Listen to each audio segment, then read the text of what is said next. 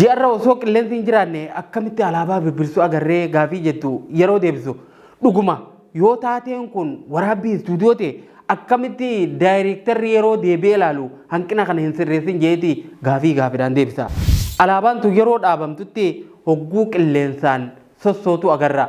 Duuba kun yoo waraabbii istuudiyoo Holiwud hin taane ji'a qilleensi irra hin jirre kana irratti akkamiin ta'uu danda'ee gaafii jettu kaasan.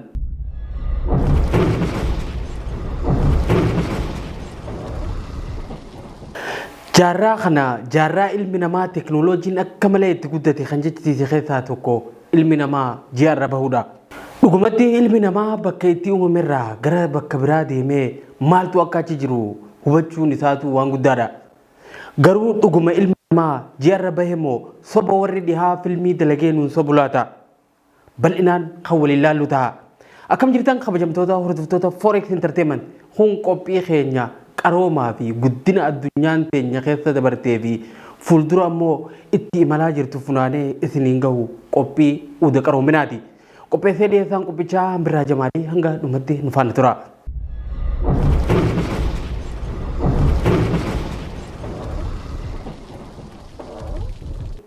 Addunyaan teenya tun hanga irratti soba hedduu akka dhugaa ta'etti fudhattee dabarsiteeti jirti. Keessattuu qorannoo saayinsiitiin wal qabatee addunyaan wantoota hedduu tola jetteetuma qeebalaa irra geesse hanga irratti illee qeebalaatuma jirti.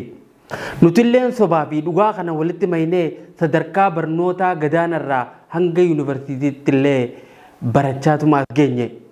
Tokko tokko milkaa'ina jaarraa 20ffaa isa guddaadhaa jaaniiti amanan. Dhugumatti waan hedduu nama ajaa'ibsiisu ta'uun waan haalamuu miti. Innis Apollo 11 yeroon isaa adoolessa bara 1969 ture. Ameerikaan morkattoota ishiitii olitti mul'achuuf jecha olola kana dhugaa fakkeessitee facaafte. Akkuma isaan yaadanis milkaa'ee fi addunyaa guutuu biratti kabajaa ilma namaa guddaa ta'ee fudhatamee ture. Ameerikaanonni addunyaa guutuu dursinee kan addeessa yookaan ji'arra qubatee nama keenya jaaniitti odeessan. Ragaalee fi qorannoowwan dhiyeenya kana mul'achaa jiran ammoo kun soba Ameerikaan ittiin addunyaa guutuu gowwoomsaa turte akka ta'e agarsiisuu jalqabaniiti jiran. Ameerikaan erga ji'arra baanee jettee odeessuu jalqabdee waggoonni 57 dabraniiti jiran. Seenaan isaa kana akka lakkoofsa warra Awurooppaatti adoolessa 20 bara 1969 ture Apollo 11 namoota 3 lafarraa fudhattee ji'a gubbarra kan qubatte balaliisaa tokkoo fi astronaawutoota 2 jechuudha. Apollo 11 akkuma ji'a gubbarra qubatteen xiqqoo booda Armstrong bu'uudhaan nama yeroo jalqabaatiif ji'a gubbarra miila isaatiin tarkaanfate ta'e. Hoogganaan Apollo 11 Armstrong hiriyoota isaa 2 waliin erga guyyoota 3 bararan booda Houston risaan qubatee jira jechuudhaan dubbate. Houston jechuun jiddugala astiroonoomii Ameerikaa Teeksaasitti argamudha. Namni lafarraa mankuraakorii tana to'achaa ture Charlie Duke gara isaatiin deebisaa Armstrongiif deebiseen lafarra teenyessi dhagahaa jirra hiriyoonni kee hedduu waan ta'e amanuu dadhabanii hedduu gammadaa jirraa jeen. Akka lakkoofsa warra Awurooppaa bara 2012 umrii isaa waggaa 82tti addunyaa tanarraa du'aan kan godaane Armstrong tarkaanfii ji'a gubbaa kan jalqabaa akkuma godheen kun guddina ilma namaatiif sadarkaa olaanaa akka ta'e dubbatee ture. Taatee dinqisiisaa kana namoonni walakkaa miliyoonaa ta'an tamsaasa kallattii televezyiinaatiin akka hordofaa turantu dubbatama. Taateen kun waggoota 50 booda taatee wal falmisiisaa ta'eetii itti fufeeti jira. Namoonni dhimma kana kaasan ammoo bakka lamatti kanneen qoodamanidha. Walakkaan tokko dandeettii ilma namaa yeroo dinqisiifatan, walakkaan biraa ammoo taateen kun dhugaa ta'uu isaatu ragaan guutuu maalii gaafii jettu kaasan. Ogeessa filmii dookumantarii kan ta'e lammiin Ameerikaa Bart Sabril turtii 16 Ministry of Australia waliin godheen akka ibsatti dhimmi Apollo 11 iccitii walxaxaa fi soba akka ta'e dubbata. Dhimma kana daran walxaxaa akka ta'u kan godhe ammoo ogeessi filmii kun ragaaleen akka soba ta'an ibsan kumaatamaan osoo jiranii kanneen dhugaa ta'uu ibsan ammoo namoota 3 qofaa ja'a. Sadeen sunuu hojjettoota dhaabbatichaa akka ta'an dubbata. Guyyaa namoonni 500 hanga 600 tamsaasa kallattiitiin hordofaa turan sanis miidiyaa walabaatiif carraan akka hin kennamnellee kaaseeti dubbata ogeessi kun. Gara biraatiin Sabriil wanni tokkichi nuti agarre suursagalee adii fi gurraacha sirriitti hin mul'anne qofa akka ta'e dubbata. Akka lakkoofsa warra Awurooppaa bara 1978tti Hooliwud fiilmii tokko agarsiisaaf dhiyeessee ture. Fiilmiin Kooppiriikoorni waan jedhamu kun konseptii isaa imala gara pilaaneetii Maarsii godhamu irratti kan xiyyeeffatedha. Fiilmii kana Hooliwud gara Maarsii imaluuf wanni hundi qophaa'ee akka xumurametti hojjeteetti lafa kaa'e. Namoonni tiyoorii konspaayireesii gaggeessan hedduun gaafiin isaan kaasan asirraa dhufuu jalqabe. Naasaan akkuma Hooliwud kanatti waan hunda istuudiyoo keessatti akka hin qopheessin wabii maali jechuudhaan gaafatan. Viidiyoo ilmi namaa yeroo ji'arra tarkaanfatu agarsiisu irratti Armstrong yeroo alaabaa biyya isaa dhaabu wanni mul'atu namoota taateen kun soba ja'an biratti sababoota ka'an keessaa tokko. Nutilleen viidiyoo san akka deebinee daawwannuuf kan ka'umsanuuf ta'uudha. Alaabaan tun yeroo dhaabamtutti hogguu qilleensaan sossootu agarra. Duuba kun yoo waraabbii istuudiyoo Hooliwud hin taane ji'a qilleensi irra hin jirre kana irratti akkamiin ta'uu danda'ee gaafii jettu kaasan. Barti Sabriil Apollo 11 kalaqa sammuuti malee waan lafarratti bu'ee hojjetame akka hin taane mul'isuuf sababoota biraa yeroo dhaleessu. Dhugumatti astiroonomeroonni kun yoo dhugumaan ji'a gubbarra bahan maddi ifaa isaan argatan tokkichi aduu qofa. Erga ifni tokkichi jiraate ammoo gaaddidduun isaan hundaa gara tokko qofarra jiraachuu qaban ture. Viidiyoo kanarratti kan daawwannu garuu gaaddidduun namootaa fi wantoota jiranii hundi kallattii garagaratti naannawaniiti. Kanaafuu kun fiilmii bareedaa ifaalee istuudiyoo garagaraatiin hojjetame ta'uu ragaa guddaadha jechuudhaan afaan ogummaa isaatiin dubbata. Namoonni ji'arra baanii ja'an kunneen akka kubbaa miilatti suuta suutaan utaalaa yeroo deeman waan harkisni lafaa hin jirreef jettanii kanneen gowwoomtaniif lakkee kun dandeettii editingii viidiyootii ja'a ogeessi fiilmii kun. Ogeessi astiroonoomii biraa ammoo yaada ogeessa fiilmii kanaan mormu khabiriyaatti dhiyeessa. Ogeessi astiroonoomii Phil Plait hayyuu Sonoma State University yaadaa fi gaafii Sabriil kaasees tokko tokkoon deebii itti laata. Ji'arra osoo qilleensi hin jiraanne akkamitti alaabaa birbirsu agarree gaafii jettu yeroo deebisu. Dhuguma yoo taateen kun waraabbii istuudiyoo ta'e akkamitti daayireektarri yeroo deebi'ee ilaalu hanqina kana hin sirreessin jeeti gaafiidhaan deebisa. Dhugaadha ji'a gubbarra qilleensi hin jiru haja'u ogeessi astiroonoomii kun alaabaan kun birbirfamuuf garuu qilleensi akka hin barbaachifne morma. Alaabaan garuu kan sossoote sababa Armstrong dhaabuuf humna isaa fayyadameef jechuun deebisaa isaa kanna. Ifaa namtolchee istuudiyoo keessatti uumame kan ja'ameef ammoo kan addaan baafachuu yoo barbaachise yeroo aduun seenuuf gaggara galtee ifarra dhaabbadhaati gaaddidduu teessan laalaa jechuun deebisaa isatti fakkaate deebisa.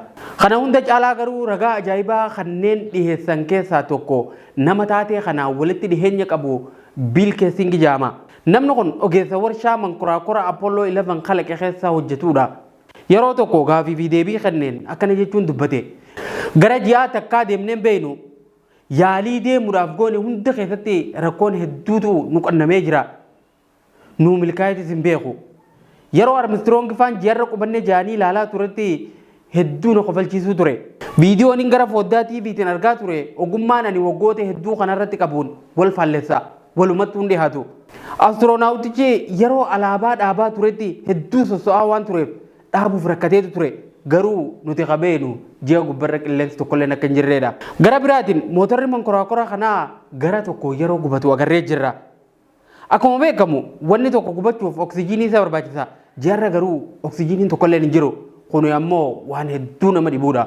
Wantoota kana akkuma argeen yeruma sanitti jarri sun akka ji'a gubbarra hin bahin nu badhe. Namoota muraasa malee imalli kun akka sobate namni beeku hin jiru.